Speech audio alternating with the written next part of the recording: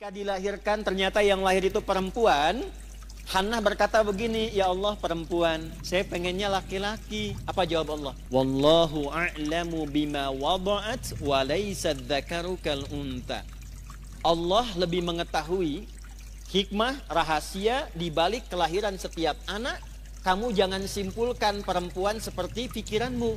Perempuan pun punya keistimewaan yang tidak dimiliki laki-laki. Coba ibu sepanjang berkehidupan pernah menemukan gak keistimewaan yang dimaksud di ayat ini apa? Ibu tuh istimewa, Bu. Ibu kalau diaku anak oleh orang tua senang tidak? Ibu kalau diaku teman sama orang yang berpengaruh senang tidak? Ibu kalau bilang, presiden bilang begini, ini teman saya tuh, senang tidak? Senang. Kalau ada tokoh yang ibu senangi, terus bilang sama ibu, itu teman saya tuh, senang tidak? Sekarang Allah mengakui keimanan kita. Kita dianggap sebagai hamba Allah. Dan dikatakan, ya ayyuhalladzina amanu, hei hamba-hambaku yang yakin punya iman kepadaku. Ibu senang tidak? Masa? Bukti senangnya apa? Dulu sahabat itu kalau ayatnya turun, ya ayyuhalladzina amanu, mereka langsung wajahnya gembira. Karena tahu imannya di aku hamba sama Allah tuh. Terus nunggu, ya Allah perintah apa? Sami'na, kami akan mendengarkan dengan fokus. Wa ata'na, setelah kami dengar, kami akan amalkan, kami taati. Jadi bukan sami'na wa nanyaina. Kami dengar, kami klarifikasi dulu gitu ya. Nah, sahabat tidak begitu. Nah, sekarang ini poinnya. Jadi di sini ada ukuran iman, bahasa kerennya parameter iman.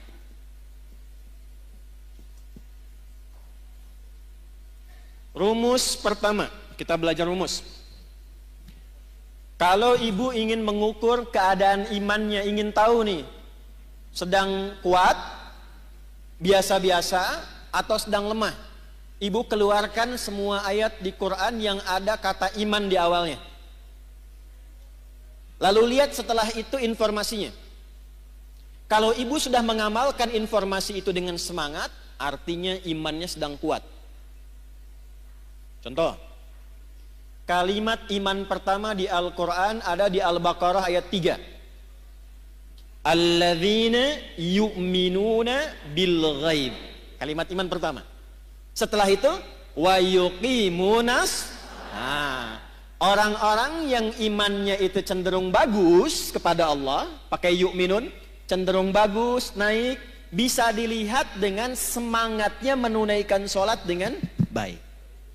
Maka menunaikan sholat itu ukuran iman. Bila ibu sholatnya semangat, itu tandanya imannya kuat. Tapi kalau sholatnya biasa-biasa saja, imannya standar. Kalau malas-malas, imannya lemah. Misal, di An-Nisa ayat 103.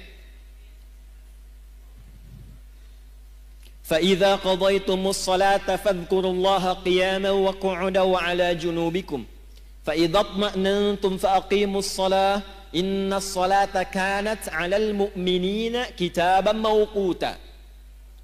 Saya baca terjemahannya pakai ilmunya. Secara singkatnya begini, di ujungnya. Orang beriman itu pasti menjaga dan mengetahui waktu sholat. Jadi ada orang yang saking kuatnya iman, bukan hanya nunggu panggilan sholat, Bu. Waktu sholat pun dia hafal. Tuh. Subuh jam berapa tadi? Nggak usah lihat ke sini. Jam berapa? 4? 4.17, 4.20, 18. Terjadi perbedaan pendapat tentang waktu sholat subuh. Gak apa-apa, ini menunjukkan ibu berada dari daerah yang berbeda-beda, ya. Kiara Condong, Soreang ya, alhamdulillah. Karawang, ada, masya Allah. Bekasi, baik ya. Bekasi memang agak jauh dikit. Nih, kita ambil tengah-tengah subuh 4.18 misal. WIB, waktu Indonesia bagian Bandung. Adzan di Istiqamah. Allahu Akbar, Allahu Akbar. Ibu dengar 4:18. Begitu ibu dengar adzan, ibu langsung siap-siap. Dipanggil sholat, langsung siap-siap. Nah, ini menunjukkan imannya ibu itu standar. Nah, belum kuat. Awas, hati-hati. Suami ibu kerja di kantor jam 7 masuknya, datang jam 7, standar tidak? Standar. Kalau suami ibu datang jam 6, nah itu melebihi standar istimewa. Dipanggil 4:18, ibu sadar dan siap-siap 4:18, standar tidak? Standar, belum kuat. Kalau ibu bangun jam 3, sebelum dipanggil siap-siap, warming up dulu tahajud, istighfar dulu, supaya frekuensinya ibadah kepada Allah nyambung, sholatnya khusyuk, baru imannya kuat. Tapi kalau dipanggil 4:18, baru bangun 8:14, nah, itu iman lemah. Jadi yang ini, yang kuat, ini orang yang merasa dekat dengan Allah. Saking dekatnya dia siap-siap sebelum dipanggil. Yang ini yang standar, yang menengah, kapan dipanggil, datang. Yang ini udah dipanggil-panggil masih ngitung, dah qomat belum? Duhurnya masih lama. Ini.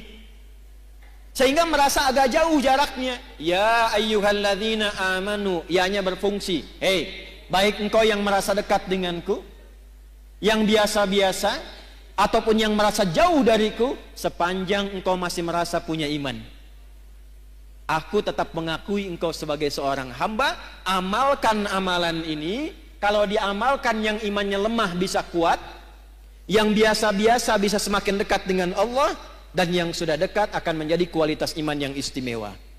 Jelas sampai sini? Jadi kalau ibu menemukan kalimat di Quran, ya ayyuhalladzina amanu, setelah itu ada kalimat, ada informasi, amalkan isinya, karena isi ayat itu sejatinya ingin mendidik kita supaya membangun hubungan lebih kuat dengan Allah Subhanahu wa taala. Itu maksudnya. 2. Ini saya kotaki. Ibu tanya, bagaimana cara saya meningkatkan iman ya Allah? Saya ingin naik standar dari yang biasa-biasa, naik ke iman yang lebih kuat. Saya ingin iman saya yang terlihat sekarang lemah, sehingga rapuh, ada masalah juga, sering pesimis, ada tekanan cepat jatuh. Saya ingin menguatkan diri saya supaya lebih dekat denganmu ya Allah. Bagaimana caranya? Maka Al-Quran tidak berhenti dengan hanya menyampaikan informasi tingkatkan imanmu. Diteruskan dengan panduan, kalau engkau ingin meningkatkan imanmu, ingin membangun kedekatan lebih dengan Allah, maka caranya ittaqullaha haqqa. Ini rumus selamatnya yang ini, Bu. Tingkatkan takwa. Ini rumus selamat dunia akhirat.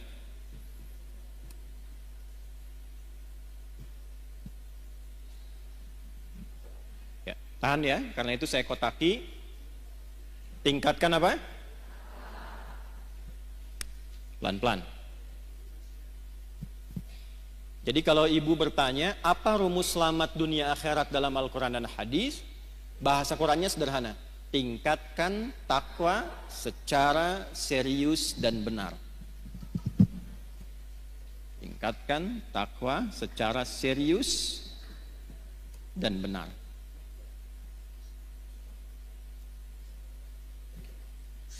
Pelan-pelan. Mohon izin saya turunkan sedikit volumenya supaya lebih bisa didengar dengan baik. Tadi kalau agak keras itu agak semangat ya. Bu, saya kasih jalan berpikir dulu. Bahasa kerennya, logikanya begini. Yang punya rizki itu siapa? Yang punya harta siapa? Yang punya ilmu siapa? Yang punya segalanya? Oke. Sekarang simpan. Tidak ada yang serupa dengan Allah. Laisa kamitslihi syai'. Tapi saya kasih ibu permisalan sedikit saja. Ibu kalau dekat dengan pejabat, aksesnya mudah nggak? Ibu kalau punya teman orang kaya, gampang dibantu nggak? Gampang kan? Dengan logika yang sama, ibu kalau dekat dengan Allah, apa yang sulit bagi Allah? Nah ini jarang dipakai, Bu. Ada persoalan, kenapa tidak dikembalikan ke Allah? Ingin sesuatu, kenapa tidak meminta ke Allah? Yang kita butuhkan sekarang itu bukan materinya, bukan kedudukannya. Yang membuat bahagia itu seringkali bukan karena materi berlimpah, bukan. Yang sejatinya membuat kita lebih bahagia itu ada ketenangan dalam jiwa. Makanya di rumah tangga, sakinah itu didahulukan sebelum mawaddah. Sakinah, mawaddah, dan rahmah. Mawaddah itu, Bu, pemberian ungkapan cinta yang diberikan dengan pemberian fisik, materi. Kalau baru akad itu mahar. Ya, itu diteruskan setelah berumah tangga. Misal istrinya milad, suami kasih hadiah pulang ke rumah. Mama, selamatnya milad, semoga berkah. Ya, nggak usah tiup-tiup lilin mah, ini aja aku punya hadiah nih, gelang 2 kilo misalnya kan. Misal gitu. Nah, suami juga begitu. Misal suami promosi jabatan dapat, atau dia merasa bahagia, ibu masakkan kue kesukaannya, itu mawaddah, Bu. Itu mawaddah namanya. Jadi ada rasa cinta yang timbul karena berbagi hal materi, itu mawaddah. Tapi pertanyaannya, kenapa sakinah mendahului mawaddah? Karena sebanyak apapun harta dikumpulkan, kalau tidak ada ketenangan di rumah tangga, itu hampa kehidupannya. Saya kan sering tanya ibu kan, ini terakhir saya mau tanya lagi nih. Ibu pilih mana? Kaya tapi gelisah atau miskin tapi tenang? Tidak ada pilihan ketiga. Dua aja. Dua aja. Saya tahu, saya belum bilang pun lihat wajah ibu sudah paham saya. Pasti cari yang ketiga. Kaya tapi gelisah atau miskin tapi tenang?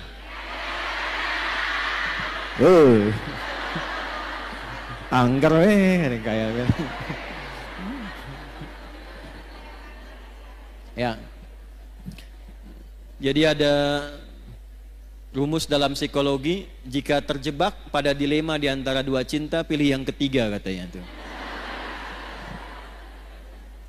Dah sini. Nah, yang melahirkan ketenangan, yang membuka akses, itu dalam Al-Quran kuncinya sederhana, takwa. Contoh, buka Quran surah ke-65 misalnya, surah tentang rumah tangga. Di akhir ayat kedua, di awal ayat ketiga. Wa may yattaqillaha yaj'al lahu wa yarzuqhu min haitsu la. Siapapun yang ingin meningkatkan takwanya kepada Allah, pakai man. Man itu sifatnya individu, per orang. Jadi Allah nawarin gini, Bu, bukan ke banyak-banyak semua, tidak, ke setiap orang. Jadi ibu kalau baca ayat itu, rasakan ayatnya untuk kita. Saya kalau baca ayat itu, saya posisikan begini. Hei Adi Hidayat, bawa secara personal ke pribadinya. Wa may yattaqillaha, dan siapapun, hei fulan, hei fulana, yang mau meningkatkan takwanya kepada Allah, yaj'al lahu, sesulit apapun persoalan yang dia alami, aku berikan solusi dan jalan keluarnya. Jadi ada orang, Bu, ada orang yang dalam hidupnya seakan tidak pernah punya masalah. Bukan gak ada masalah, tapi karena saking tinggi takwanya, saat dia akan menghadapi masalahnya, diringankan oleh Allah karena sudah diberi jalan keluar sebelum dia menghadapinya. Ibu kenal Siti Maryam? Bagus, ada yang kenal sana tuh. Kalau kenal langsung saya tutup kajian kita hari ini. Loh, Sayyidah Maryam itu siapa? Nah ini masalahnya, ibu punya ayat tentang perempuan, An-Nisa. Ada tokohnya Maryam, cuman jarang dibaca. Ibu keluarkan isinya, lihat sejarahnya. Maryam itu ketika akan terlahir, itu ibunya berharap lahirnya laki-laki. Karena ada berita dalam kitab suci sebelumnya, di masa ibunda itu tinggal, namanya Hannah, suaminya Imran. Ada tanda-tanda akan lahir dari rahim seorang perempuan terbaik di masa itu, seorang nabi dan rasul. Semua sepakat Hannah itu orang terbaik, perempuan paling solihah di masanya, suaminya soleh. Kemudian ketika mengandung, berharapnya laki-laki. Imrannya meninggal sebelum lahir anaknya. Begitu lahir, lahirnya perempuan. Ibu pengen laki-laki, keluar tiba-tiba perempuan. Nah, anak ini unik, Bu. Nanti kalau dalam kajian lain fikih rumah tangga, kita akan bahas salah satunya hikmah tentang anak. Kenapa kok bisa pengen laki-laki keluar perempuan? Pengen perempuan lahir, pengen cepat tiba-tiba lambat. Pengen ditunda tiba-tiba lahir lagi. Enggak, itu ada hikmahnya. Tapi saya mau langsung masuk ke Maryam. Begitu lahir perempuan, beliau langsung berkata begini, ya Allah, perempuan.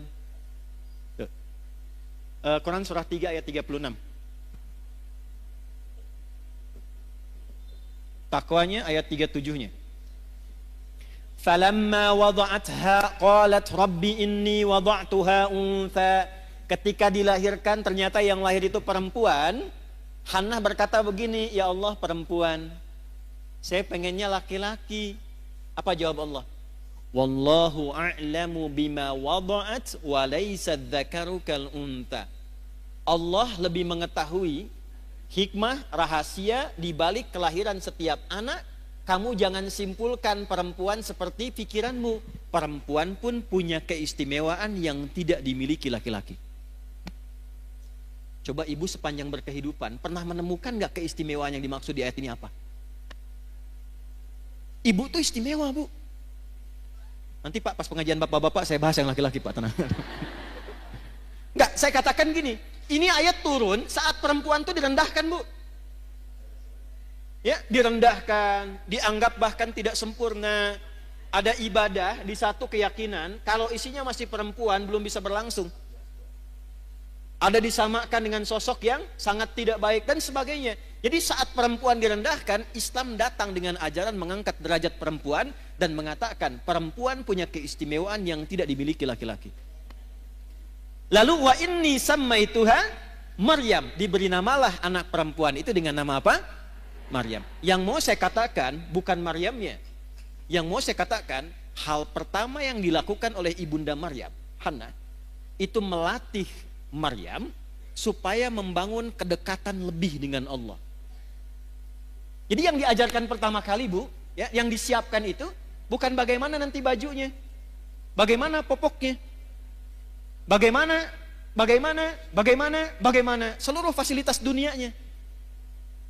Ya, kalau didapati kan era sekarang walau tidak semuanya, kalau mau lahiran kan banyak disiapkan itu perlengkapan lahirannya kan. Pernah nggak terfikir ketika anak ini lahir, yang terfikir pertama bagaimana anak saya ini bisa dekat dengan Allah? Itu dulu. Bagaimana anak saya yang lahir kenal Allah? Sehingga ketika dia dekat, hisab saya ringan di hadapan Allah, saya pulang. Itu poinnya.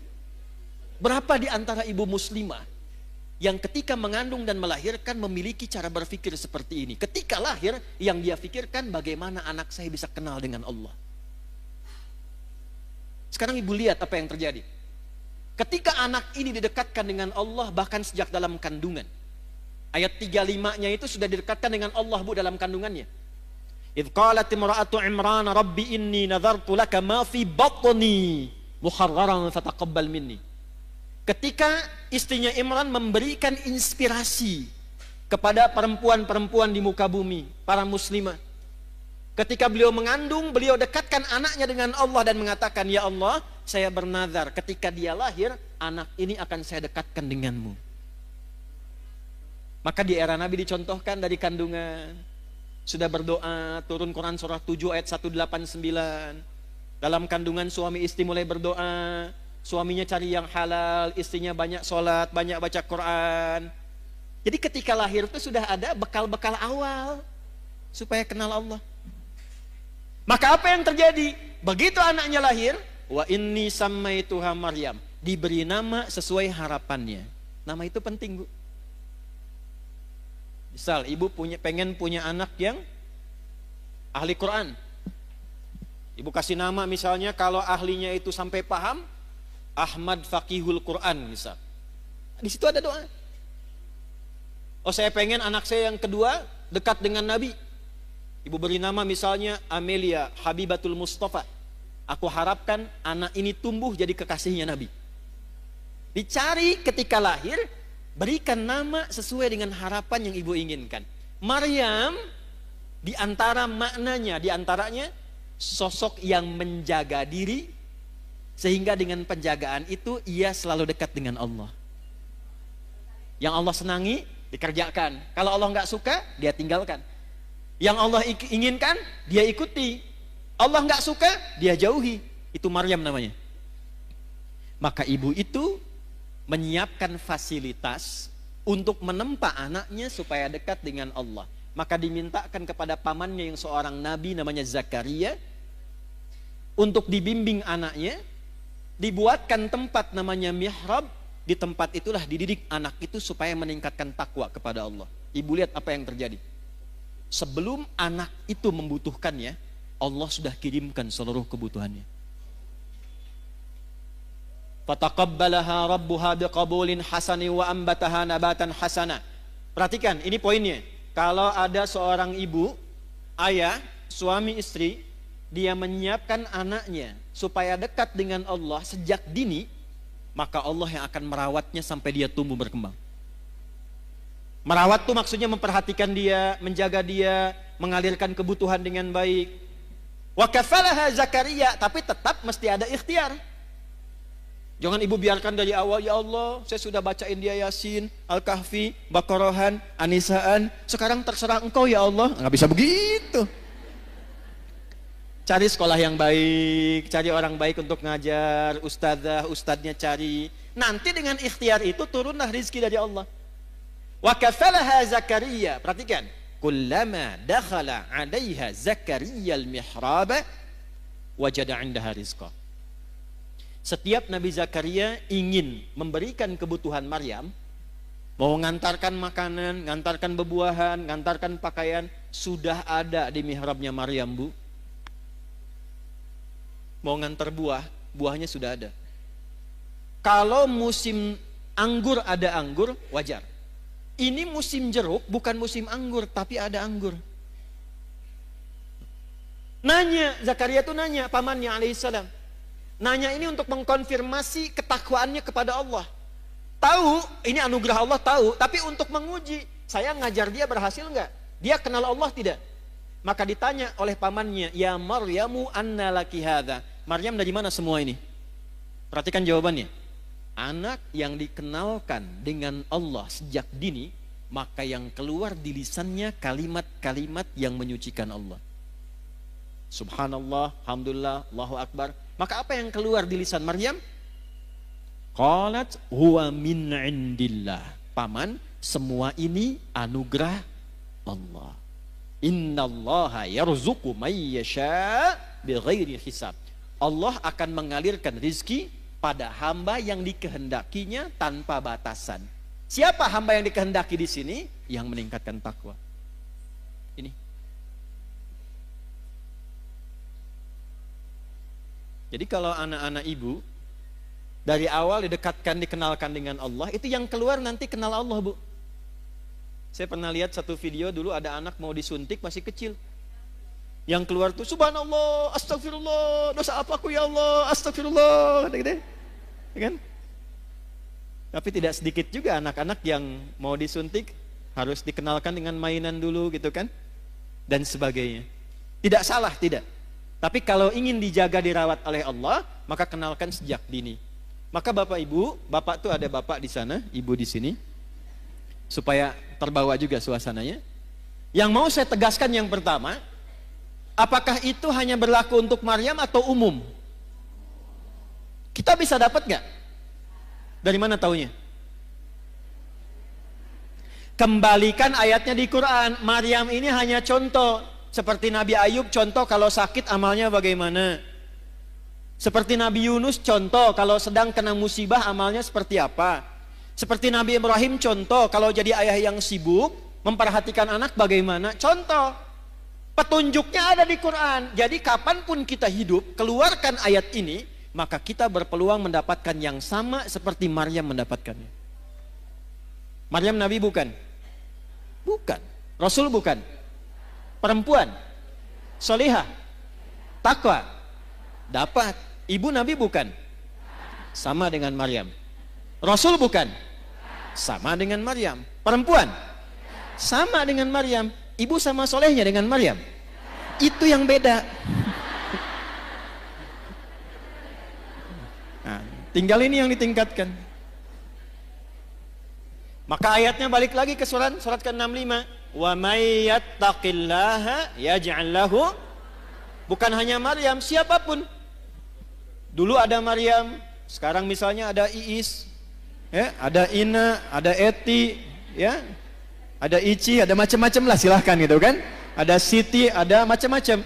Silahkan siapapun namanya, karena kalimat Qur'annya nawarkan umum untuk personal. Man, kamu mau tingkatkan takwa, aku berikan hal yang serupa. Bu, tolong catat ini ya. Tidak ada orang hidup tidak punya masalah, itu nggak ada. Nggak ada. Saya ulangi ya. Tidak ada orang hidup yang tidak punya masalah. Masalah itu Allah kirimkan bukan ingin membuat kehidupan kita bermasalah, bukan. Tapi ingin meningkatkan kualitas kehidupan kita agar lebih baik dari sebelumnya. Karena kalau tidak diuji, Bu, kemampuan kita tidak keluar. Anak-anak ibu yang sekolah itu, ada ujian nggak? Kalau nggak ada ujian, itu ibu nggak akan tahu anak ibu tuh benar nggak belajarnya. Ilmunya dapat nggak? Untuk menguji bahwa dia sudah dapat ilmu, punya kemampuan baru, mesti ada ujian. Nanti kalau sudah pintar, naik kelas dia, menghadapi masalah yang baru. Dengan logika yang sama, hidup juga begitu. Kalau datang masalah, berbahagialah. Karena ketika Allah kirimkan masalah itu, bukan ingin membuat kita bermasalah, bukan. Tapi supaya kemampuan kita bertambah, dan memudahkan kita mengatasi berbagai macam persoalan kehidupan berikutnya. Cuma kalau ibu ingin cepat mengatasi masalah itu, dibuat gampang oleh Allah. Caranya tingkatkan takwa. Sehingga setiap masalah yang datang, sebelum datang diringankan dulu oleh Allah. Seakan-akan gak ada masalah. Ustadz juga sama, Bu, punya masalah. Serius.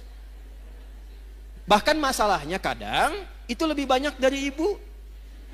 Itu masalah ibu ditanyakan juga ke saya. Nanti ada pertanyaan tuh. Di poinnya ini. Siapa yang mau bahagia angkat tangan? Sudah cukup turun. Ya. Ternyata rumus bahagia bukan harta, bukan kedudukan. Itu banyak public figure, kaya-kaya, menikah sebulan, 2 bulan, masalah. Ternyata faktornya bukan karena terkenal, bukan karena harta. Yang ingin bahagia, rumusnya takwa. Quran surah kedua di akhir ayat 189. Ayat 189 di surah Al-Baqarah ditutup dengan kalimat begini. Wattaqullaha la'allakum tuflihun. Jika engkau ingin bahagia, maka tingkatkan takwamu kepada Allah. Bertakwalah kepada Allah, maka hidupmu cenderung bahagia. Siapa yang ingin pintar? Ya kan? Yang kepintarannya berkali lipat. Ternyata rumusnya takwa. Ditemukan di mana? Di Quran surah kedua Al-Baqarah di akhir ayat 282. Ayat paling panjang di Al-Quran menyampaikan ilmu yang termasuk rumit, tapi ditutup dengan kalimat wattaqullaha wa yu'allimukumullah. Engkau tingkatkan takwamu kepada Allah, Allah tambahkan dan ajarkan pengetahuan-pengetahuan yang mudah. Ini kuncinya.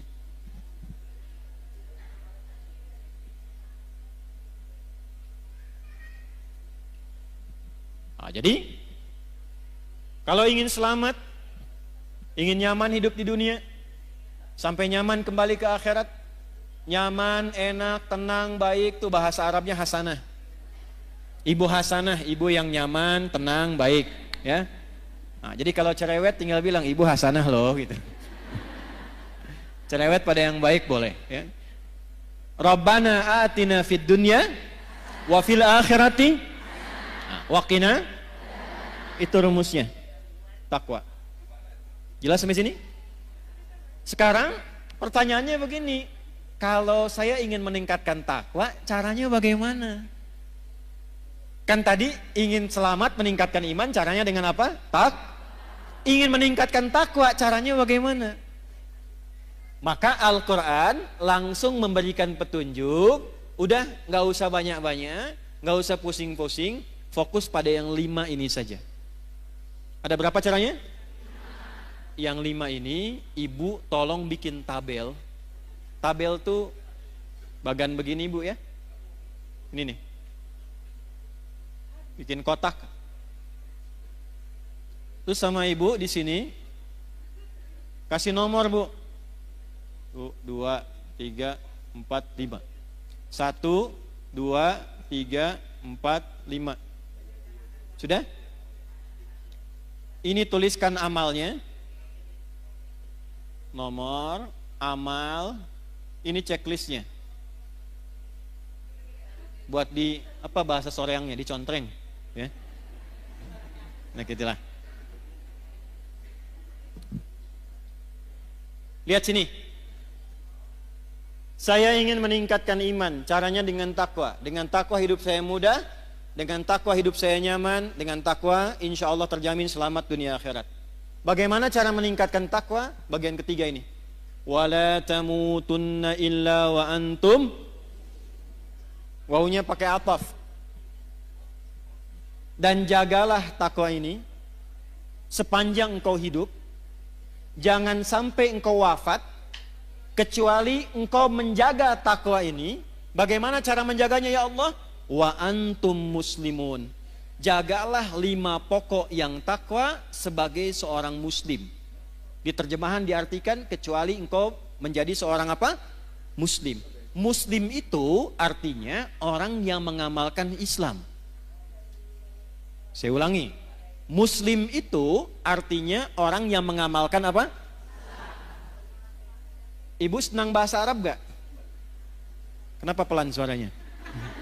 Kalau enggak, jawab aja. Enggak, gitu. Enggak apa-apa, Bu. Enggak harus pelan-pelan. Ya, jawab Bu ya, jawab. Kecuali kalau akad nikah diam bisa. Ya, kalau ibu dilamar, anak ibu misalnya ya, dilamar, diam. Itu harus pastikan Bu. Diam itu tanda setuju. Kalau tidak setuju, jawab. Karena kaidah usul fikihnya mengatakan begini, as-sukutu alamatu heeh. Diam itu tanda setuju. Ya. Nah, kalau pertanyaan begini disampaikan, nah kita tinggal gambarkan saja kecenderungannya kemana untuk diulas. Ibu senang bahasa Arab gak? Gini, kalau ada 4 huruf, misal Islam, maka kalau kita mau bentuk jadi orang, tinggal tambah mu depannya sebelum akhirnya i. Islam orangnya muslim, iman orangnya mukmin, ikhlas orangnya mukhlis, ihsan orangnya rumusnya MUI, MUI, Islam MUI, muslim, iman mukmin, ihsan baik, ikhlas. Jelas ya? Tapi kalau katanya begini, O atau A tinggal tambah ah di ujungnya. Tak. Misal, laki-laki mau jadiin perempuan, tinggal tambahkan tak ah di ujungnya. Muslim perempuannya, nah, mukmin, nah, soim, nah.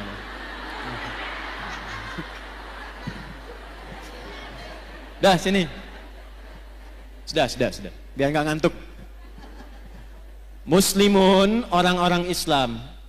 Muslim itu orang yang mengamalkan Islam. Apa itu Islam? Angkat tangan. Apa itu Islam? Ya ibu, mangga bu. Quran? Berserah diri 100.000. Saya serius.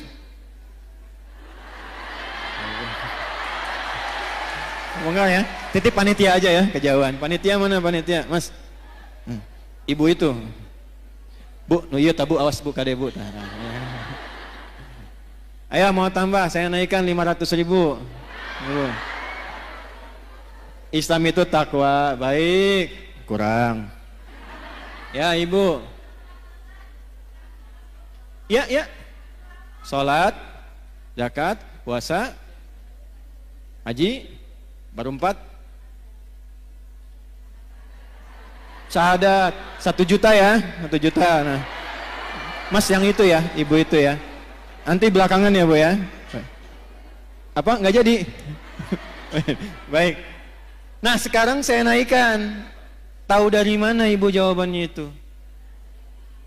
Udah cukup. Ini udah saya tulis nih. Hadis Muslim, nomor hadis yang ke-8, riwayat Umar bin Khattab. Udah, tahan sini, lihat sini. Fokus.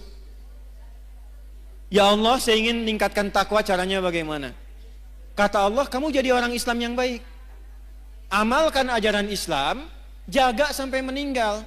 Kalau kamu jaga ajaran ini sampai meninggal, kamu selamat sampai pulang. Kita tanya balik, ya Allah, ajaran Islam yang pokok itu mana saja? Maka dijawablah oleh Nabi, jawaban ini diungkapkan oleh Umar bin Khattab, disampaikan kemudian dirangkum oleh Imam Muslim, dituliskan di kitabnya nomor hadis yang ke-8 sampai ke kita. Apa jawabannya? Ketika Nabi ditanya mal Islam, kata Nabi, 1, antashhada an la ilaha illallah wa anna Muhammadar Rasulullah. Amal pertama syahadat, syahadatain. Wa tuqimas shalah, salat. Wa tu'tiyaz zakah, zakat. Wa tasuma ramadana, ramadan. Wa tahujjal baita in istata'ta ilaihi sabila, haji atau umrah. Haji atau di sini maksudnya kalau belum mampu untuk haji bisa menunaikan apa? Umrah. Maka yang didahulukan hajinya. Saya checklist haji. 5. Bu, 5 ini aja jaga sampai meninggal. Insya Allah selamat. Ibu mau dagang? Boleh. Tapi pastikan ibu punya syahadat. Karena ini kuncinya. Ibu mau sekaya apapun, sehebat apapun, suami punya kedudukan apapun, syahadatnya nggak ada, nggak bisa selamat di akhirat Bu. Nggak percaya nanti lihat deh. Ya, ini bagian pertama. Saya tanya, ibu kenal Firaun? Ayo bilang kenal. Firaun itu kaya tidak? Punya kedudukan tidak? Punya pasukan tidak? Masalah utamanya apa? Syahadat ini. Makanya perjuangan terakhirnya yang dia pengen saat mau ditenggelamkan itu, dia pengen syahadat. Saya sekarang beriman sama Tuhannya Musa dan Harun. Kata Jibril, enak aja. Ya? Karena syahadat yang sudah dipaksakan di tenggorokan dan dipaksakan hanya ingin, bukan karena ikhlas syahadatnya. Dia menginginkan dengan mengucapkan itu pengen selamat dari terjangan air laut pada masa itu. Maka Jibril melihat ini bukan ketulusan, ini kepura-puraan. Maka malaikat diwahyukan, diperintahkan mengambil bagian dari tanah, ya, atau juga dari bagian tanah laut, ya. Kalau kita bahasa Indonesianya apa ya? Kalau kira condong tuh letak tuh apa bahasanya? Lumpur. Nah, ya. Lumpur laut diambil lalu dijejalkan ke mulutnya begini. Masalahnya apa? Yang dia cari syahadatnya. Ya jangan dikira kekuatan, jangan dikira harta benda, jangan dikira kehebatan. Yang tampil di dunia itu bisa membawa keselamatan di akhirat, belum tentu. Ini yang pertama. Jadi sekarang ibu lakukan apa? Yang ibu lakukan, keluarkan semua anggota keluarga, tulis siapa aja di sini. 1, 2, 3, 4, 5. Yang ke atas siapa? Yang ke bawah siapa? Yang ke kanan siapa saja? Ke kiri siapa saja? Ayahnya, ibunya, suami, istri, anaknya, sampai ke bawah. Cek. Yang pertama, yang harus dipastikan, ini ada enggak?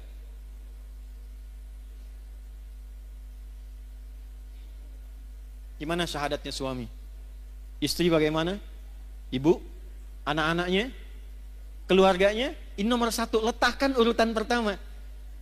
Buka Quran surah 52 ayat 21. At-Tur. Quran surah 52 ayat 21. Saya tanya ibu dulu sebentar. Ibu mau ketemu anaknya lagi nggak di akhirat? Mau kumpul nggak dengan keluarganya? Dengan suaminya? Kenapa pelan? Lihat sini. Ternyata yang pertama ditampilkan Quran itu bukan bekal harta, bukan kedudukan. Jadi kalau ibu punya suami, punya anak, punya kedudukan, punya harta banyak, itu tidak menjamin mengumpulkan kembali di akhirat. Walladzina amanu, iman dulu. Wattaba'athum dzurriyyatuhum biimanin alhaqna bihim dzurriyyatahum.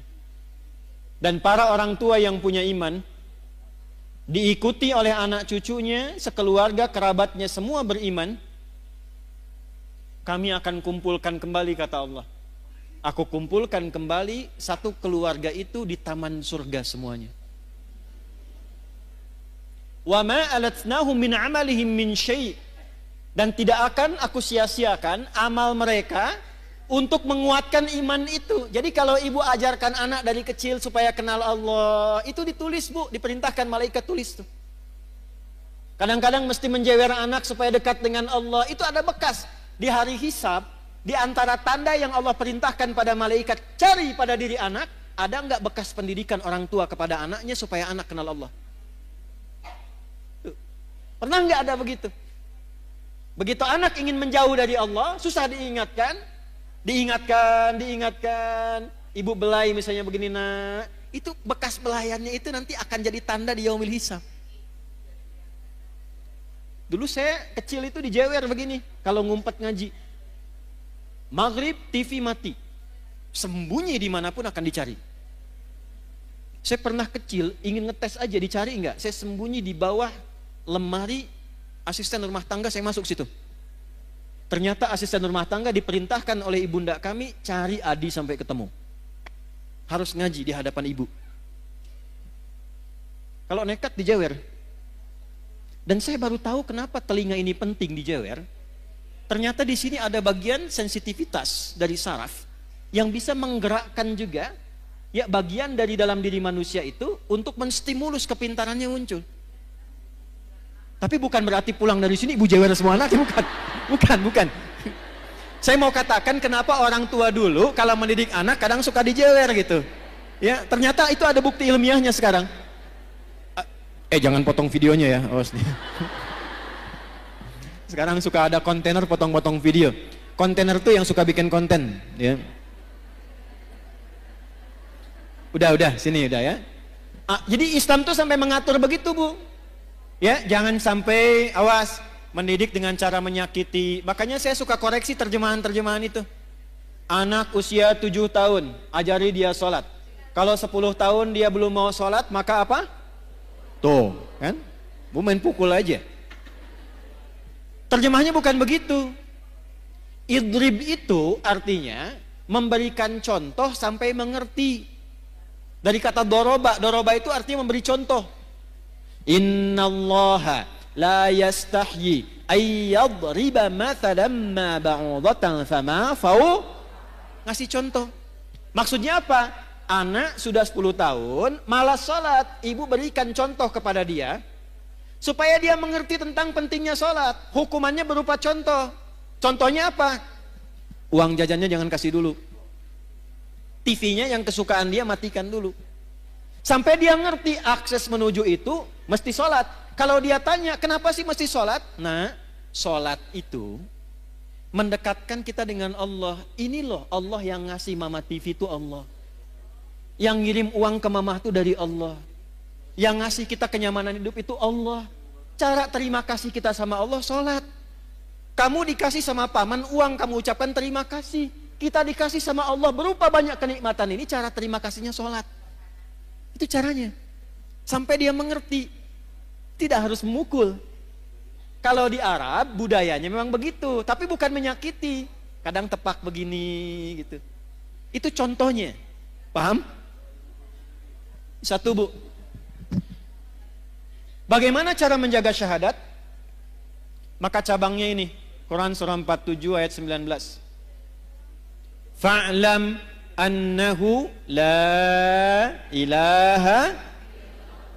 Fa'lam, maka cepatlah belajar, mesti punya ilmu. Jadi syahadat pun ada apa? Ada ilmu, Izin ya Bu ya, syahadatnya checklist dulu. Tapi kalau ibu checklist, menjaganya juga nggak mudah kalau tanpa ilmu. Karena akan tiba masanya syahadat itu mudah ditukar. Ada bencana bawa sembako, syahadat ditukar dengan sembako. Ada yang ditukar dengan biskuit. Anak ibu hati-hati yang perempuan-perempuan. Tiba eranya tidak mudah. Datang orang, sekarang dengan kalimat aja bisa hilang syahadat Bu. Aku mencintaimu asal engkau mau ikut denganku. Nah, bahaya. Terjadi sekarang? Maka butuh ilmu untuk menguatkan syahadat itu. Karena itu kuncinya. Kata Nabi Miftahul Jannah, kunci surganya itu terletak pada syahadatnya. Jelas? Ilmunya ada di mana? Nih. Gak usah tinggi-tinggi Bu bahasnya ya. Apalagi mohon maaf sekali. Saya sering perhatikan orang awam banyak berdebat di masalah pembahasan akidah yang tidak ada manfaat untuk dirinya. Yang penting itu membuat kita kenal Allah cukup. Gak usah terjebak dalam perdebatan ini bagaimana, itu bagaimana. Saya nggak ngerti bahasan dulu para ulama diskusi, sekarang jadi konsumsi awam. Salahnya kadang-kadang sebagian kurang bisa menjaga. Di antara yang ceramah itu membahas pokok-pokok yang harusnya nggak disampaikan kepada awam. Itu kalangan diskusi di kalangan para ulama. Ar-Rahmanu 'alal arsyistawa, yadullahi fawqa aydihim. Ini orang bikin konten berantem sama ini, berdebat dengan yang ini. Padahal yang belum tentu memberikan faidah untuk dirinya. Orang tua kita ngajarkan dari dulu, wallahu a'lamu bimuradih. Bagi orang awam cukup kenal Allah, cukup paham tentang bagaimana kita menyembah Allah, jaga itu sampai meninggal, selesai. Makanya ketika Nabi mengajarkan menjaga tauhid pada orang-orang awam, pada sahabat-sahabat beliau yang awam, itu diajarinya simpel Bu. Cuma diajarkan surat Al-Ikhlas. Satu di antara 3 surat Qul yang jadi favorit umat akhir zaman. Qul huwallahu ahad, Qul a'udzu birabbil falaq, Qul a'udzu birabbin. Ini tahu dari mana itu? Nih dalilnya dari Sayyidah Aisyah, riwayat Al-Bukhari.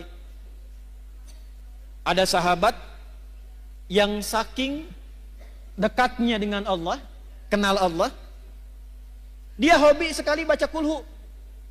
Jadi mainnya kulhu terus Bu, rakaat kedua. Ya, walaupun rakaat pertama misalnya Ad-Duha, Al-Insyirah, Al-A'la, yang keduanya selalu kulhu. Dikomplainlah kemudian, ya beberapa sahabat ngomplain itu, kamu kenapa sih main kulhu terus? Baca kulhu terus? Maka disampaikan kepada Nabi, inilah hebatnya Nabi sallallahu alaihi wasallam. Nabi tidak memberikan vonis, tidak langsung memberikan hukum, dipanggil orangnya ditanya, kenapa engkau senang baca kulhu di rakaat kedua? Kata sahabat ini, ya Rasulullah, di dalam kulhu itu ada sifat-sifat Allah yang indah. Saking kenalnya Allah, senang dengan kulhu karena menemukan di situ kebenaran Allah dan sifatnya yang indah. Saya mencintai Allah, karena itu saya senang baca kulhu, karena di situ ada sifat Allah, saya cinta pada Allah. Maka turunlah berita, sampaikan Muhammad kepada sahabat itu, karena dia cinta Allah, Allah pun mencintainya. Hadisnya sahih. Dan ketika cinta Allah diturunkan, ringan seluruh hidupnya. Ini Bu. Maka latihan belajar tafsirnya. Qul huwallahu Allahus lam yalid walam yakul lahu. Nah, yang disebut Allah itu kalau jadi Tuhan, standar Tuhan itu nggak boleh sama dengan makhluk. Walam yakul lahu kufuwan. Itu gampang sekali. Kalau menetapkan Tuhan harus beda dengan makhluk karena ini khalik. Kalau ada satu sifat yang sama berarti bukan Tuhan. Sepakat? Contoh, manusia melahirkan tidak? Lahirkan. Manusia berpasangan tidak? Manusia punya anak tidak? Manusia itu makhluk atau khalik? Baik, kalau manusia berpasangan, maka Tuhan gak boleh berpasangan. Kalau ada sifat Tuhan berpasangan, berarti sama dengan makhluk, bukan Tuhan. Manusia melahirkan dan dilahirkan, berketurunan, punya keturunan. Tuhan gak boleh punya keturunan. Tuhan tidak boleh berpasangan, Tuhan tidak boleh melahirkan. Sebab kalau Tuhan punya sifat makhluk, berarti ada potensi makhluk bisa jadi Tuhan. Jelas? Ini simpel banget, logis. Dan kita diajarin itu. Pada akhirnya, walam yakul lahu kufuwan. Kalau ibu sudah bertaut kepada Allah dengan kalimat ini, maka Allahus Samad. Apapun masalah kita akan bergantung pada Allah. Ibu baca Al-Ikhlas ini, sampai ibu merasakan dalam hati bahwa ibu punya Allah. Saya punya Allah. Itu kalau kalimat itu sudah ada dalam hati, saya punya Allah, semua hidup akan terasa ringan, Bu. Ketika ibu punya masalah di rumah tangga, dan semua orang mengatakan mustahil, tapi ibu merasa punya Allah, itu ringan. Saya punya Allah. Sekarang itu yang mahal. Itu yang mahal. Karena tidak sedikit umat Islam saat ini belum memantapkan kalimat surat Al-Ikhlas itu ke dalam jiwanya, sehingga belum apa-apa sudah mengeluh. Alih-alih kembali kepada Allah, kebergantungan kepada makhluk begitu tinggi. Karena ini belum menancap pada kalbunya. Di hadis Abu Sa'id Al-Khudri, Bu, ada sahabat bilang begini, ngapain sih baca surat itu terus? Diadukan kepada Nabi, apa komentar Nabi? Nabi malah menyanjung, surat Al-Ikhlas ini itu sepertiganya isi kandungan Al-Quran. Jadi kalau ibu ingin dimudahkan hafal Quran, dimudahkan dekat dengan Quran, pahami surat Al-Ikhlas, bacakan itu dengan niat ingin dimudahkan dekat dengan Al-Quran. Ini cara menguatkan syahadat. Boleh dibawa kepada zikir, boleh. Makanya dalam sholat, setelah sholat itu salah satu yang dibaca itu selain ayat kursi itu Al-Ikhlas. Sebelum tidur Al-Ikhlas dibaca dengan Al-Falaq dan An-Nas. Maaf Bu ya, saya bukan ingin mengajarkan, hanya ingin mengingatkan. Cara bacanya jangan hanya keluar di lisan bunyi, sampai tertanam di kolbu bahwa ibu merasa punya Allah. Qul huwallahu ahad. Sampai ibu merasa bisa nangis itu luar biasa tuh. Allahus Samad. Ya Allah, aku ikrarkan dengan lisanku bahwa Engkaulah satu-satunya dan hanya satu Tuhan yang aku sembah dan ibadahi. Allahus Samad, ya Allah, aku punya masalah dalam kehidupan, tapi aku punya keyakinan ketika aku gantungkan semua persoalan ini solusinya kepadamu, Engkau yang akan ringankan seluruh masalahku. Dan ketika ibu menyebut Allahus Samad, rasakan masalah apa yang dimiliki. Dengan anakkah, dengan rumah tanggakah, kehidupan sosialkah. Lalu sandarkan semua kepada Allah. Lam yalid walam, Engkaulah Tuhan yang tunggal, yang hak, tidak beranak, tidak diperanakan. Satu-satunya Tuhan, ya Allah. Walam yakul lahu, enggak ada yang pernah serupa denganmu. Kalau sudah aku ikrarkan seperti ini, aku bertuhan kepadamu, aku bergantung kepadamu, belum Engkau juga berikan solusi padaku, maka dengan cara apa lagi aku memohon kepadamu? Karena itu ketika Nabi lewat, ada sahabat mengatakan begini, Allahumma ushidu bi annaka antallah as-samad alladhi lam yalid walam yulad walam yakul lahu kufuwan ahad. Allahumma inni as'aluka an taghfira liya. Ya Allah, aku bersaksi hanya Engkaulah Tuhanku satu-satunya, aku sembah, aku tuhankan. Aku gantungkan hidupmu kepadamu. Aku nyatakan Kau satu-satunya Tuhan yang tidak serupa dengan makhluk manapun, tidak beranak, tidak diperanakan. Aku tidak minta apapun, ya Allah. Dengan aku mengesahkanmu, aku hanya minta ampuni dosaku. Aku ingin jadi orang baik. Nabi lewat, lalu Nabi mengatakan begini, Fulan, tahukah engkau apa yang kau baru baca tadi? Orang ini berkata, ya Rasulullah, engkau yang paling tahu. Allah wa Rasuluhu a'lam. Allah dan Rasulnya yang paling tahu. Kata Nabi, engkau baru saja meminta kepada Allah dengan menyebut namanya yang paling agung, yang engkau kalau ucapkan itu, doamu akan selalu dijawab, permintaanmu tidak akan pernah tertolak. Itu hadisnya sahih. Hadisnya sahih. Dan Syekh Said Sabiq memasukkan hadis itu dalam pembahasan akidah ketika mengurai Al-Asmaul Husna di kitabnya Al-Aqaid Al-Islamiyah. Jadi kalau orang benar Al-Ikhlasnya, Bu, ini sampai ke dalam jiwanya, itu doanya mustajab, Bu. Karena dia merasa punya Allah. Tuh. Nah, ini yang diminta ini udah nyambung belum sama Allah nih. Kadang lisannya kemana, hatinya kemana. Ibu baca subhanallah, satu kali belum nyambung, wajar. Dua kali belum connect, wajar. 33 kali belum nyambung, ibu mesti baca berapa kali lagi? Bu keluar dari sini ya. Mie ayam, mie ayam, mie ayam, mie ayam, mie ayam, mie ayam, mie ayam. Sampai 33 kali tuh. Saya yakin sampai mau tidur ibu akan ingat mie ayam itu. Gak percaya silahkan. Mie ayam, mie ayam, mie ayam, mie ayam, mie ayam. 33 kali. Minimal ibu akan cari kan? Ibu tiap hari bu, subhanallah, subhanallah, subhanallah. Dari 33 ini, bagian keberapa yang sampai ke dalam hati? Ke-9, 10, 11? Alhamdulillah, alhamdulillah, alhamdulillah. Lisan ibu alhamdulillah, tapi tuntunan nikmat mintanya makin terus banyak. Sudah dikasih sepeda, minta motor. Dikasih motor, minta mobil lagi. Padahal baru alhamdulillah, sepeda saja belum pernah dibawa menunaikan sholat 5 waktu di masjid. Seringnya sepedaan, kadang dibawa sampai ke pulau lain, sepedaan dengan teman yang lain, belum pernah diantarkan jadi saksi di akhirat bahwa dia pernah mengantar orang ini sholat di masjid, pernah ikut pengajian, dan itu akan dihisab. Sepeda belum dipakai ibadah, sudah minta motor. Motor belum dipakai ibadah, sudah minta mobil. Kadang Allah tahan, bukan gak pengen ngasih. Fulan, pakai dulu ibadah supaya hisabmu ringan. Kan kamu baru bilang alhamdulillah tadi.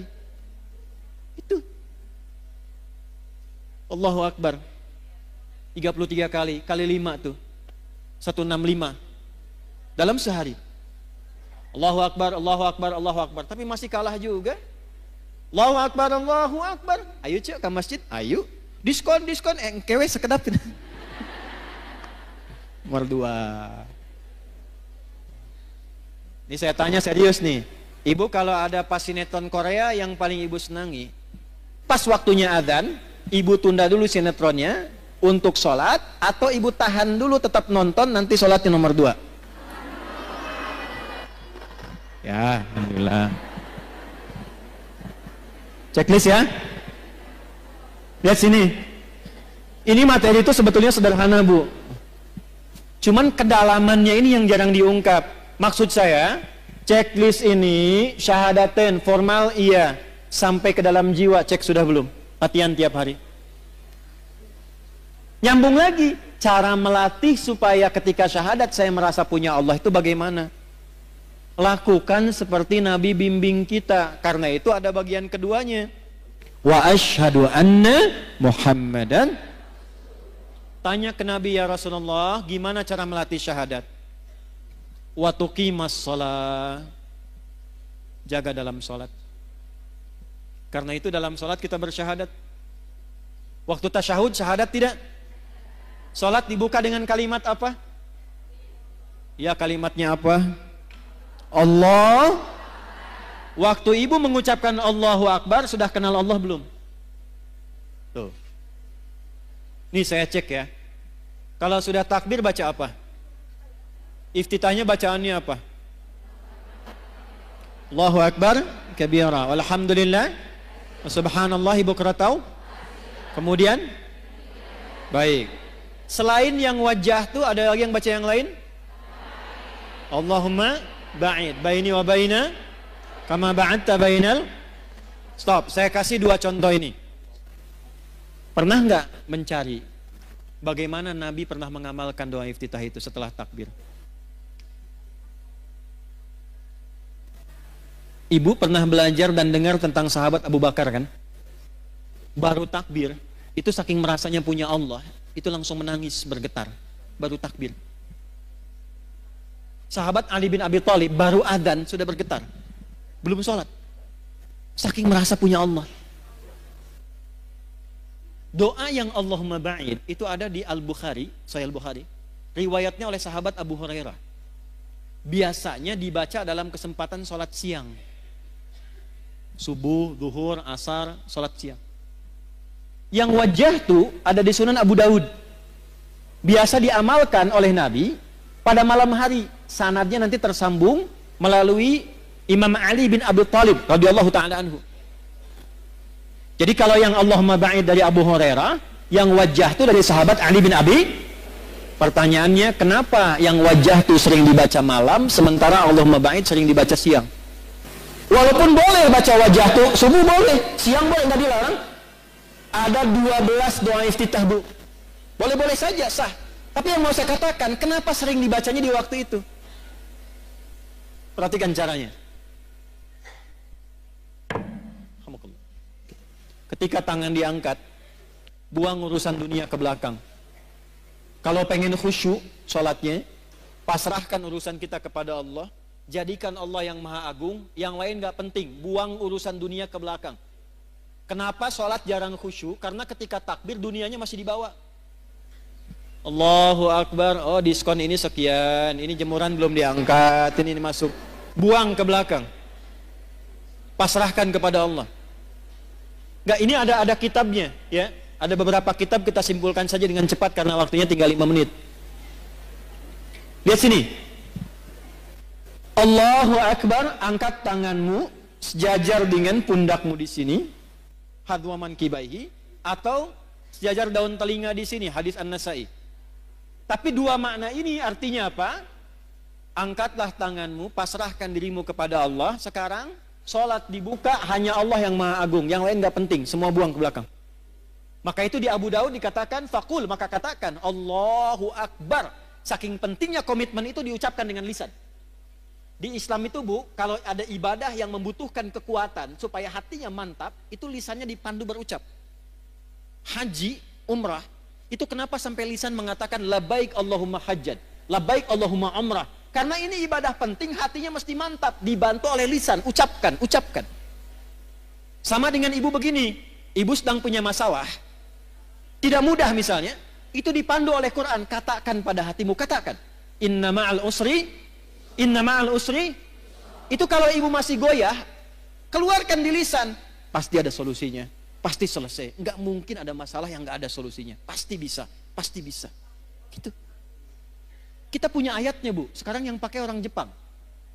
Dulu saya SD, 94-95 itu di TPI itu ada sore-sore sekitar jam 5:30 acara Benteng Takeshi. Reporternya kalau ada mau menaklukkan Benteng Takeshi dengan tank main-mainan, dia akan selalu motivasi mengatakan begini, kamu bisa, kamu bisa, kamu bisa. Sekarang itu dipakai di Korea, di anak-anak TK, itu kalau mau masuk dia mengatakan begini, harus lebih daripada Jepang, kita bisa, harus lebih daripada Jepang. Jadi kalau Jepang bikin ini, mereka bikin ini. Sekarang mereka dengan percaya diri tinggi maju. Kita punya ayatnya. Gak pakai oh, punya ayat. Oh. Balik ke tadi, angkat tangan, rasakan punya Allah. Nah karena sahabat Abu Bakar ini merasa punya Allah, beliau ini merasa takut kalau sholat pun masih membawa salah. Makanya ketika siang, kenapa siang baca Allahumma ba'id? Saya tanya pada ibu, dibandingkan dengan malam dan siang, mana di antara dua waktu itu yang banyak kita beraktivitas? Siang atau malam? Hukum mengatakan, semakin banyak beraktivitas, semakin besar potensi salahnya. Lisan yang banyak bicara, akan banyak berpotensi salah dibandingkan yang banyak diam. Mata yang banyak melihat akan mungkin banyak salah lihat dibandingkan dengan orang yang terpejam. Demikian seterusnya. Maka kenapa dalam siang itu sering dibaca Allahumma ba'id? Karena ibu perhatikan maknanya. Begitu takbir, tangan ditutup begini. Ini ada riwayatnya Bu. Ada riwayatnya. Kalau saya ulas terlalu panjang, saya langsung ke iftitah saja. Allahumma ba'id baini wa baina khataaya. Ya kecil yang pendek itu penting sekali. Ya kecil yang pendek itu pengakuan. Khataaya jamak dari kata khati'ah, banyak salahnya. Ya-nya pengakuan. Terjemahnya begini. Ya Allah, aku merendahkan diriku di hadapanmu dalam sholat ini. Dan aku mengakui dalam sholat ini pun aku banyak membawa kesalahan dalam hidupku. Tapi aku pun meyakini bahwa engkau memiliki rahmat yang tidak terbatas. Ba'id baini wa baina khataaya kama ba'adta bainal masyriqi wal maghrib. Maka aku mohon dengan limpahan rahmatmu, jauhkan aku sejauh-jauhnya dengan kesalahan-kesalahan yang telah aku perbuat ya Allah. Sebentang engkau jauhkan antara timur dengan barat yang tidak pernah bertemu. Maksudnya, aku tidak mau melihat kesalahanku lagi saat dihisab di hari kiamat nanti. Allahumma naqqini minal khataaya kama yunaqqa thawbul abyadu minad danas. Ya Allah, kalau kesalahanku ini seperti noda dalam baju, maka dengan rahmat-Mu, jadikan aku bersih kembali dalam menunaikan sholat ini, seperti noda dibersihkan dari pakaian. Allahumma ghsilni bil ma'i wat thalji wal barad. Ya Allah, sekotor apapun dosa yang aku bawa dari ujung kepala sampai ujung kaki, mohon hilangkan dengan sholat ini, seperti pakaian yang dicuci dengan air yang sangat jernih dan dingin. Jadi ketika takbir, baca Allahumma ba'id, itu sambil dobat, sambil tobat, sambil ingat dosamu. Jadi begitu takbir Allahumma ba'id baini wa baina khataayaya, ibu bayangkan saat sholat itu membawa salah apa sebelum sholat? Salah ucap kepada anak, salah sikap kepada suami, salah pikiran, salah tutur kepada kedua orang tua, bahkan sudah meninggal masih salah sangka. Gak nyangka ya ibu saya dulu begitu, nyangka. Orang yang bilang gak nyangka sedang nyangka. Maka ketika bertakbir mengucapkan tadi sambil tobat dia. Ini ada sejarahnya bu, asalnya begini sholat itu, irsal. Makanya di mazhab Maliki masih begini. Kenapa kemudian setelah itu dituntun begini sedekap? Karena ada orang datang ke Nabi sebelum waktu sholat, ngaku punya kesalahan. Ya Rasul, saya berbuat salah begini tadi. Saya nggak ingin dihukum di akhirat, pengen diselesaikan di dunia, hukum saya. Tibalah waktu sholat, kata Nabi, kita sholat dulu, nanti habis sholat kita selesaikan. Au kama qala. Begitu sholat, turunlah Quran surah 11, Hud ayat 114. Aqimis sholata tarafain nahar, wa zulafan minal lail, innal hasanati yudhibnas sayyiat. Maka selesai salam, Nabi meninggalkan tempat sholat, dikejar oleh orang ini. Ya Rasul, tadi saya minta dihukum dulu, saya punya salah. Saya nggak mau dihukum di akhirat. Kata Nabi, au kama qala, Allah sudah menurunkan satu ayat yang menghapuskan kesalahanmu tadi. Aqimis sholata, tunaikan salat dengan benar. Tarafain nahar wa zulafam minal lail. Naharnya didahulukan di kedua sudut siang dan bagian waktu malam. Innal hasanati yudhibnas sayyiat. Kalau engkau kerjakan sholat dengan baik, maka sholat itu akan membimbing engkau menghilangkan keburukan-keburukanmu. Yang sering banyak kesalahan terjadi, bukan karena faktor luar, tapi karena tak mampu mengendalikan nafsu yang ada dalam diri ini. Ini, di sini tempatnya. Ada orang lewat gak nyapa ibu, terus ibu simpulkan, sombong ya dia, iya ya. Padahal dulu saya yang bantu dia loh, katanya. Mungkin dia sedang buru-buru bu, mungkin sedang ingin ke dokter, mungkin sedang sakit gigi. Cuman karena salah kesimpulan di sini, akhirnya yang terjadi salah persepsi, salah sangka, terjadilah kemudian hal yang tidak diinginkan. Maka apa yang terjadi? Ini yang salah. Biasanya yang kurang-kurang baik digambarkan dengan yang kiri. Ini bukan ngarang-ngarang ya. Ini ada ilmunya, ada kitabnya. Nadharat fi ma'ani shalah, asrarus shalah. Di antara kitab-kitab yang menuliskan tentang makna dalam gerakan dan bacaan sholat. Kenapa kiri didahulukan begini? Ingin menunjukkan pesan begini. Yang pertama, sumber keburukan manusia itu ada di sini. Kalau salah menjaga, seringkali berbuat salah digambarkan dengan yang kiri. Kalau engkau pernah berbuat salah, tutupi dengan kebaikan tangan kananmu dan jaga kehadiran hatimu ini supaya engkau jadi orang baik untuk selamanya. Makanya ketika ibu bertakbir dalam sholat, Allahu Akbar, tangan ini komitmen bahwa ibu akan berubah jadi orang baik. Karena merasa punya Allah. Itulah kalau malam, kenapa yang dibaca wajah tuh, ya, bahkan ditambahkan lu dengan doa pembuka. Allahu Akbar kabira itu bu, satu di antara 12 doa iftitah. Ditambahkan wajah tuh, itu gabungan dua doa. Yang satu menghadirkan Allah dulu supaya merasa punya Allah. Allahu Akbar kabira, alhamdulillahi katsira, wa subhanallahi bukratan wa asila. Tertanamlah rasa punya Allah dalam hati dengan kalimat itu. Baru dibaca. Wajjahtu wajhiya lilladzi fataras samawati wal ard hanifan muslima wa ma ana minal musyrikin. Inna salati wa nusuki wa mahyaya wa mamati lillahi rabbil la syarika lah wa bidzalika umirtu wa ana awwalul muslimin. Perhatikan kalimatnya. Ya Allah, di keheningan malam ini aku pasrahkan diriku sepenuhnya padamu. Engkaulah Tuhanku. Kalau aku selama ini sholat, selama ini ibadah, aku selama ini hidup, perhatikan, atau engkau wafatkan aku di detik ini ya Allah. hamba pasrah. Lillahi Rabbil Alamin, hanya untukmu saja penguasa segala alam.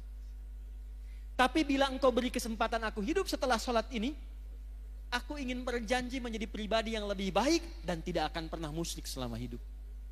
Jadi wajah itu perjanjian kita kepada Allah dengan komitmen mengatakan, ya Allah, aku merasa punya Tuhan, engkaulah Tuhanku, karena aku bertuhan kepadamu, aku berjanji akan jadi orang baik dan menyiapkan bekal sebelum pulang kepadamu. Pernah nggak ada rasa itu sebelum kita sholat? Itu yang saya maksudkan checklist. Pentingnya ngaji itu. Jadi nggak usah bahas yang tinggi-tinggi yang nggak kita butuhkan dalam tanda petik. Ini aja dulu supaya selamat. Anak udah sholat belum? Sekolahnya bagus, bangunannya bagus, modern, bayarannya mahal, trennya bagus, tapi nggak bisa sholat. Coret bu. Untuk apa? Ibu yang ngandung dia, ibu yang melahirkan berjuang dengan kematian, ibu yang memberikan ASI, ibu yang dihisab. Terus ibu tempatkan anak itu di tempat yang tidak mengenal Tuhan yang memudahkan ibu lahiran, memudahkan anak itu dalam kandungan. Terus ketika ibu meninggal, dia pun gak mampu menyolatkan ibu. Lantas untuk apa selama ini pengorbanan yang ibu lakukan? Ini penting saya katakan, karena saya pernah menangani kasus dulu di Jakarta. Awal-awal saya kembali dari Tripoli, tentang hukum anak meng-hire orang-orang lain untuk menyolatkan kedua orang tua yang meninggal, karena dia gak tahu cara nyolatkannya bagaimana. Pada sekolah tinggi sampai ke luar negeri. Tuh. Checklist bu, latihan dari kecil anak-anak. Dari kecil, kenalkan Allah. Zakat, punya cita-cita ya bu ya. Yang penting ibu bisa zakat selama hidup. Nggak harus ibu pikirkan banyaknya. 1000 alhamdulillah, 100 alhamdulillah. Niatkan selama hidup bisa zakat. Usaha. Kalau cuman pengen kaya, yang belum punya iman pun sudah banyak bu yang kaya. Itu bukan persaingan. Beda cara berpikirnya, saya ini dagang supaya saya bisa zakat. Karena saya punya Tuhan, namanya Allah. Saya pengen taatin Allah. Saya pengen bisa infak. Ya Allah beri kemampuan saya untuk zakat. Bulan ini 25 juta aja ya Allah. Zakat itu berapa persen? 2,5%. Jadi kalau ibu minta zakat 25 juta, ibu minta rezeki 1 miliar itu. Zakat. Walaupun 100 ribu, walaupun 100 rupiah. Maksud saya begini, ketika nanti dihisab di hari kiamat, dipanggil. Ibu Siti Aisyah, syahadat, checklist. Salat, checklist. Zakat, checklist. Nggak akan dilihat bu. Malaikat itu nggak senang gosip. Nggak ada kata malaikat, Ibu Aisyah cuma 100 ya? Iya, nggak ada. Yang ada itu cuma checklistnya. Zakat, checklist. Nggak akan dilihat berapa banyaknya. Kita pengen saat dipanggil dan disebutkan Iqra kitabak kafa binafsikal yauma 'alaika hasiba. Baca kitab hisabmu. Begitu dibaca, saya pernah zakat, alhamdulillah. Puasa aman karena tanpa modal. Ya kan? Aman. Yang belum aman itu masuk nggak ke waktu puasanya. Makanya banyak berdoa. Latihan, sekarang latihan puasa ya. Sehari latihan dulu. Kamis puasa lagi, nanti berhenti dulu. Sya'ban banyakin puasa sunnah. Rajab itu sehari, 2 hari, 3 hari, ya. Nanti Sya'ban tambahin banyak, jangan kebalik. Rajabnya dibanyakin, Sya'ban berhenti. Walaupun tidak salah, tapi kalau konsep Nabi nggak begitu. Kalau Rajab itu misalnya Senin puasa, nanti Kamis puasa lagi. Pekan depannya puasa lagi sehari. Kalau Sya'ban dibanyakin. Senin puasa, Selasa enggak, Rabu puasa, Kamis enggak, gitu kan? Nah, Jumat enggak lagi misal gitu kan, ya. Nanti Ramadan full. Checklist. Haji jangan salah baca. Manis tata'a ilaihi. Perhatikan cara menerjemahkannya. Bagi siapa yang ingin mampu berhaji. Terjemahan pertama, yang mampu haji. Terjemahan kedua, yang berusaha mampu haji. Beda atau enggak? Kita hanya dituntut berusaha mampu haji. Maka dari sekarang nabung. Walaupun sebulan 100 rupiah, enggak apa-apa 100 rupiah. niatnya dituliskan. Dia tidak berhaji selama hidupnya, meninggal dunia sebelum haji, tapi tabungannya tercatat niat hajinya. Maka ketika dihisab, fulana, dibuka kitabnya, Masya Allah, usahanya untuk berhaji, niatnya haji mengantarkan dia pada anugerah mabrur di sisi Allah, sekalipun dia belum berhaji. Niatnya. Jelas? Ini 5 ini, Bu. Checklist ini aja. Cuman mohon maaf, nanti Sab Muslimah juga saya kasih arahan ya. Ibu dari pengajian-pengajian, yang 5 ini perdalam dengan topik pengajian. Jadi kalau pengajian, bikin kurikulum supaya terarah ngajinya. Saya kan sering bilang pada ibu begini, ibu perempuan, lahir perempuan, tumbuh perempuan, sekarang pun masih perempuan, meninggal sebagai perempuan. Pernah enggak mengeluarkan ayat-ayat tentang perempuan dalam Al-Quran? Sebagai anak perempuan bagaimana? Sebagai istri perempuan tugasnya apa? Sebagai ibu bagaimana? Kalau jadi nenek seperti apa? Sampai meninggal, pernah enggak dikeluarkan? Sampai persiapan meninggalnya. Itu aja dulu. Nanti yang pokok dalami, sholat yang khusyuk bagaimana? Jaga syahadat bagaimana? Cara supaya kerjanya berkah, dapat harta, bisa dipakai zakat bagaimana? Ya, sebentar. Waktu habis katanya. Ya, kemudian puasa dan cita-citakan haji. Jelas? Yuk kita akhiri dengan doa. Mudah-mudahan doa kita sekali lagi diikhlaskan dan diterima oleh Allah Subhanahu wa taala. Allahumma taqabbal minna innaka antas samiul alim wa tub alaina innaka antat tawwabur rahim. Allahumma nahmaduka hamdan kama 'allamtana an nahmadak wa nashkuruka syukran kama 'allamtana an nashkuraka antal muqaddim wa antal muakhir biyadikal khair innaka 'ala kulli syai'in qadir. Allahumma salli wa sallim wa barik ala habibikal karim rasulikal mustafa al amin sayyidina Muhammadin wa ala alihi wa sahbihi ajma'in. Allahumma nashhadu bi annaka antallah. Allahumma inna nashhadu bi annaka antallah al-ahadus samad alladzi lam yalid wa lam yulad wa lam yakul lahu kufuwan ahad. Inna nas'aluka an taghfira lana ya arhamar rahimin jami'a dhunubina ya rabbal alamin.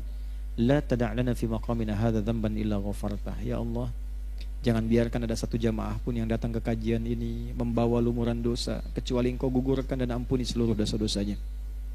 Wala hamman illa farajtah. Jika ada yang datang ke pengajian ini membawa kegelisahan di hatinya, jangan biarkan ia pulang kecuali Engkau telah tenangkan keadaan jiwanya. Allahumma wala asran illa yasartah. Ya Allah, Engkau yang maha tahu. Di balik wajah-wajah yang ceria, boleh jadi memendam persoalan yang sulit dalam jiwa-jiwa di antara jamaah ini. Jika ada yang datang membawa persoalan sesulit apapun di rumah tangganya, pekerjaannya, kehidupan sosialnya, dengan keikhlasannya datang mengaji untuk mengenalmu, hilangkan dan angkat seluruh kesulitannya. Allahumma wala maridan illa syafaitah. Jika ada yang sakit di antara kami, mohon sembuhkan dan angkat penyakitnya. Wala hajatan min hawaijid dunya wal akhirati fiha laka ridwan wa fiha lanas salah illa qadaitaha ya arhamar rahimin. Ya Allah, jika ada hajat yang tidak terucap, tersembunyi dalam hati setiap jamaah yang hadir di pengajian ini, maka mohon kabulkan permohonan doanya ya Allah, sepanjang itu baik untuk dunia dan akhiratnya. Allahumma ja'alna min ahlil Qur'an waj'alil Qur'ana sahiban lana fid dunya wa syafi'an lana fil akhirati ya arhamar rahimin. Ya Allah, jadikan kami termasuk ahli Al-Quran. Jadikan Al-Quran sebagai teman kami di dunia, sahabat bagi kami ya Allah, dan syafaat bagi kami di akhirat kelak.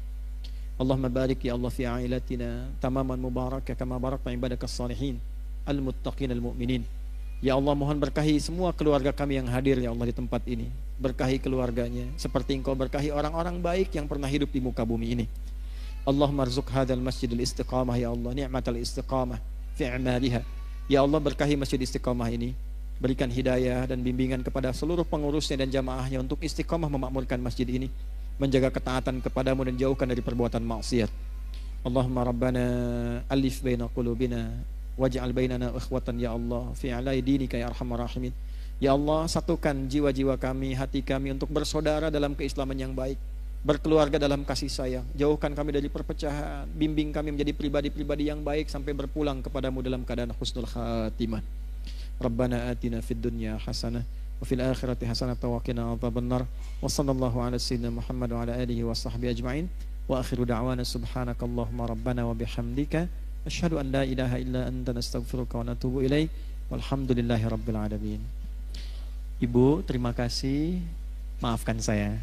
banyak kesalahan sampai hari ini. Semoga dengan maaf Ibu Allah berkenan mengampuni dosa-dosa kami dan keluarga. Terima kasih. Assalamualaikum warahmatullahi wabarakatuh.